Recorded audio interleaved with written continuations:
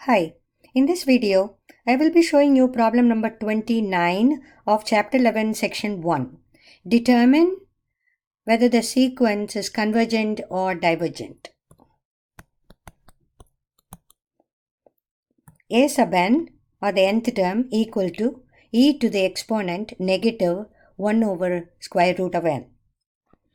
We will apply the definition of limit of a sequence that we did in the section. If limit is n approaching infinity an equal to L, where L is a finite number, then the sequence an is convergent. If the limit L does not exist or equal to infinity or negative infinity, then the sequence an is divergent.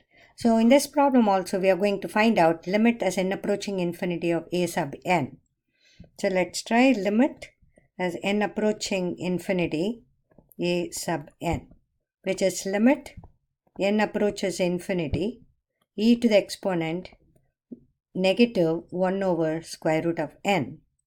So n is a very large number, and square root of n will also be a large number when n approaches infinity.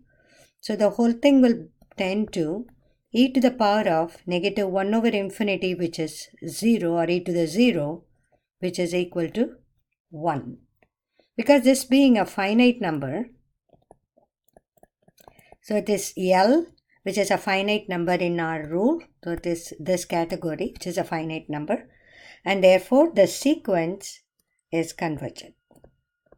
So the sequence an converges.